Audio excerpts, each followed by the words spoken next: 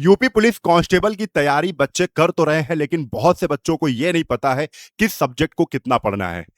हालांकि बहुत से बच्चे ऐसे भी हमने देखे हैं जो ये कहते हैं कि सर रीजनिंग तो हो जाएगा, रीजनिंग पढ़ना नहीं है, मैथ में थोड़ा सा टाइम देना है, उसके बाद जीके पढ़ना है, हिंदी तो हो ही जाएगी। ऐसा कुछ भी जिसने सोचा वो समझो फेल होके घर पे बैठ जाएगा। मैं आप सभी को एक बहुत ही कम समय में एक प्रॉपर स्ट्रैटेजी बता रहा हूं कि कितना आपको किस सब्जेक्ट को टाइम देना है। ये बहुत जरूरी है जानना आपको, और बहुत ही कम समय में 5 मिनट में आप पूरा ये वीडियो देख लेंगे। सबसे पहले आप सभी जानते हैं यूपी पुलिस कांस्टेबल का एग्जाम आप सभी को पता है जून में होना है। लगभग 90 दिन का समय बचा है आपके पास। कितने? 90 दिन, 3 महीने का समय मोटा मोटा। ठीक है, अब सब्जेक्ट कौन से कवर करने हैं? हमको मैथ्स पढ़ना है जो कि 38 प्रश्न पूछे जाएंगे, रीजनिंग 37 प्रश्न, हिंदी 37 प्रश्न, जीके जीएस 38 प्रश्न। अब ये सेक्शन है। कुछ बच्चे ना ये भी कमेंट करेंगे कि सर मैथ तो कम पूछी जानी है, रीजनिंग में ज्यादा। हाँ, वो भी लिख के लाया हूं, सब कुछ मैं बताऊंगा। कुल 150 प्रश्न है। मोटा मोटा समझो कि आपके पास 4 सेक्शन है, जिसमें 38 37 37 38 इस तरीके से प्रश्नों को डिवाइड किया गया है। कब पढ़ना कैसे है, किसको ज्यादा टाइम देना है, तो ये आपको ज्यादा जरूरी है कि कैसे पढ़ना है। देखो, सबसे पहले सबसे ज्यादा जो सब्जेक्ट को पढ़ना है वो है रीजनिंग। बहुत से विद्वान बच्चे जो अपने आप को लगा रहे होंगे कि नहीं मुझे सब कुछ आता है, वो रीजनिंग को इग्नोर करेंगे और वही रीजनिंग आपको ले डूबेगी। ठीक है, मैं इसलिए कह रहा हूं क्योंकि रीजनिंग एक ऐसा सब्जेक्ट है यूपी पुलिस कांस्टेबल के एग्जाम के लिए जिसमें सबसे ज्यादा वेटेज है। 50 से 52 प्रश्न है। ठीक है, सेक्शन तो आपको मैंने बता दिया कि सेक्शन कैसे डिवाइड है, इस तरीके से। लेकिन अगर रीजनिंग आप देखेंगे तो 50 से 52 प्रश्न देखने को मिलेंगे, मैथ के 20 से 24 प्रश्न देखने को मिलेंगे, हिंदी के 37 प्रश्न देखने को मिलेंगे, और जीके जीएस के 38 प्रश्न देखने को मिलेंगे, जिसमें सबसे ज्यादा जो समय देना है वो हमको रीजनिंग का देना है। आपके रीजनिंग क्वेश्चन हो जा रहे हैं, बहुत अच्छी बात है, लेकिन जो रीजनिंग के प्रश्न आप छोड़ रहे हैं, जिस टॉपिक को आपने नहीं समझा है, उस टॉपिक को अच्छे से कवर करना है, अच्छे से उसके कॉन्सेप्ट क्लियर करने हैं। ठीक है, फिर उस चैप्टर के सारे जितने भी उस चैप्टर से रिलेटेड एक्सरसाइज, उस चैप्टर से रिलेटेड क्वेश्चन बन रहे हैं, वो भी आप लगाएंगे। तो प्रॉपर तरीके से आपको रीजनिंग के एक एक चैप्टर पे काम करना है, फुल रीजनिंग कवर करना है। ठीक है, इसके बाद आते हैं मैथ्स में। मैथ्स में अब देखो यहां पर हमने क्या लिखा है, सबसे ज्यादा इसको, इससे कम, फिर इससे कम, सबसे कम जीके जीएस। अभी जीके जीएस में सबसे कम क्यों मैंने टाइम दिया है वो भी अभी आपको बताएंगे कि यहां पर लॉजिक क्या है। इनको मिलाकर अगर 5 घंटे पढ़ते हैं, रीजनिंग और मैथ को मिलाकर, तो पर्याप्त है, जिसमें 5 घंटे में आप ज्यादा समय बेटा रीजनिंग को ही देंगे। इतना आपको मैनेज करना पड़ेगा कि मैथ और रीजनिंग में, क्योंकि वेटेज ज्यादा है। अब 20 से 24 प्रश्न है, इसमें अगर आप 15 क्वेश्चन भी, मैथ में जैसे 20 प्रश्न है उसमें 15 से 16 क्वेश्चन भी हो रहे हैं, तब भी आपने मैथ अच्छा कर लिया है।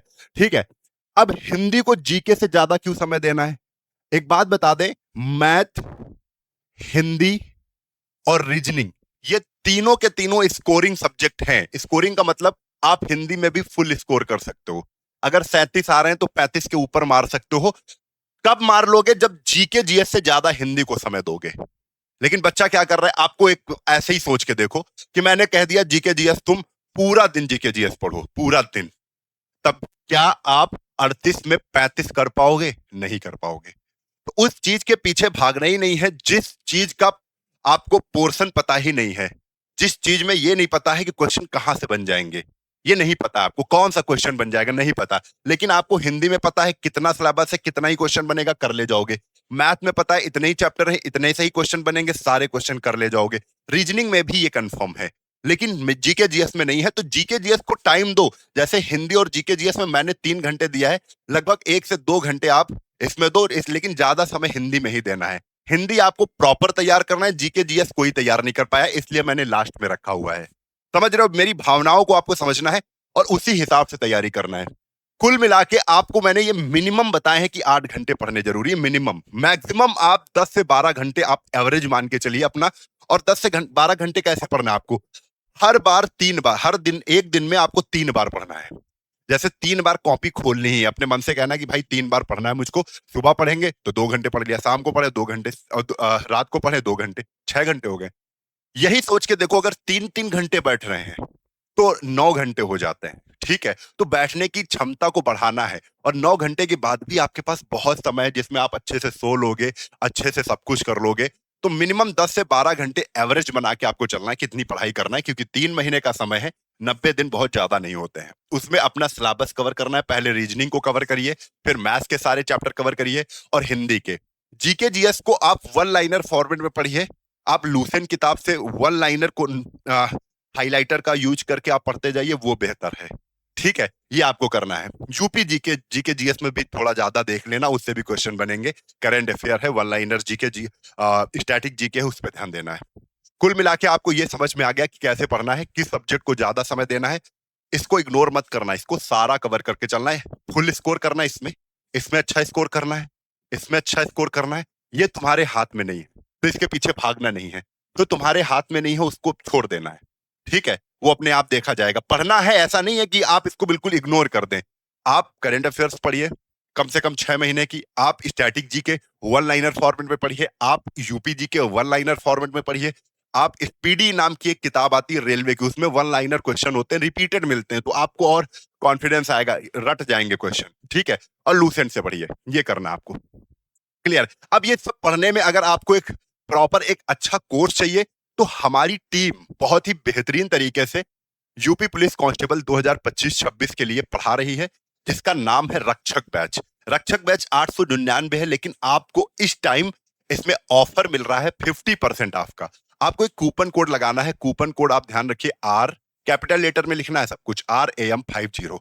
RAM50 आप जैसे ही आपको कूपन कोड लगाएंगे, आपको ये बैच जो है ये 899 का हट के ये आपको 450, कितने का, 450, 450 रुपए का मिल जाएगा। एग्जाम की वैलिडिटी कम से कम, देखो 1 साल की तो होती ही है। अगर आपको लग रहा है एग्जाम और डिले हो जाए, 3 महीने में तो होना ही है, लेकिन किसी कारणवश रिजेक्ट हो जाए या पिछली बार की तरीके से फिर से रद्द हो जाए, फिर से दोबारा करवाना पड़े, तो तब तक आप इसमें आप पढ़ सकते हो। ये नहीं है कि आपका बैच डिले हो रहा है या एग्जाम डेट पोस्टपोन हो गई है, आगे बढ़ गई है, तब भी इसमें कोई दिक्कत नहीं, आप तब तक पढ़ेंगे जब तक एग्जाम आपका पूरा फाइनल हो नहीं जाता है। कोर्स के फीचर क्या है, 500 से ज्यादा आपको अच्छे अच्छे वीडियोस मिलेंगे, डेली लाइव क्लास मिलेंगी, फ्री क्लासेस हैं और फ्री टेस्ट सीरीज, इसमें सब कुछ मिलेंगे। ठीक है, आपको करना क्या है, ये हमारा बैच है, ये हमारा बैच है, ये वाला। ठीक है, ये हमारा एप्लीकेशन है। बैच तो रक्षक बैच है, ये रक्षक बैच है, ये पूरी टीम आपको पढ़ाएगी। अब ये हमारा जो है, ये हमारा एप्लीकेशन है Phoenix academy Unnao. Google play store से आप डाउनलोड कर लेंगे। कोई भी दिक्कत आ रही है तो आप इस नंबर पे कॉल कर लेना, इस नंबर पे कॉल कर लेना। ठीक है, आप नोट करो इस नंबर को, 9555482266।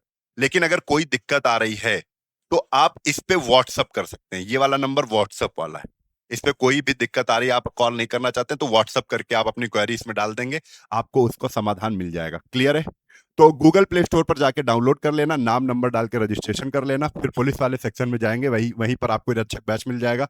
बढ़िया से 3 महीने हचक के तैयारी कर सकते हैं हमारे साथ प्रॉपर। जैसे हमने टाइम टेबल, जैसे हमने रीजनिंग का बताया है, तो रीजनिंग पे ज्यादा ध्यान देना है, फिर मैथ्स पे, फिर हिंदी में, सबसे लास्ट में जीके में, क्योंकि जीके ज्यादा पढ़ना बेवकूफी है। हमारा काम रीजनिंग, मैथ और हिंदी से ही हो जाएगा। ठीक है, उसके बाद जितना हम जीके जीएस में जितना कवर कर ले जाए, वो हमारे लिए प्लस पॉइंट है। तो ऐसे करके स्ट्रैटेजी करके हमने आपको केवल इस वीडियो में इतना बताया है कि कैसे आपको क्रम वाइज किस सब्जेक्ट को ज्यादा महत्ता देनी है, किसको कम देनी है, किससे ज्यादा चीजें फंसेंगी, किससे कम फंसेंगी, ये सारी चीजें हैं। तो यही प्रॉपर स्ट्रैटेजी के साथ आप काम करिए। वीडियो भी शेयर कर दीजिए उनको जो तैयारी कर रहे हैं, जिनको नहीं पता है कैसे क्या पढ़ना है, कौन से सब्जेक्ट से शुरू करें, कौन से सब्जेक्ट खत्म करें, तो उसके लिए ये वीडियो बड़ी ही काम की होगी। ठीक है, तो वीडियो शेयर करिएगा, लाइक करिएगा, मेहनत से वीडियो बनती है। तब तक के लिए जय हिंद, जय भारत, वंदे मातरम।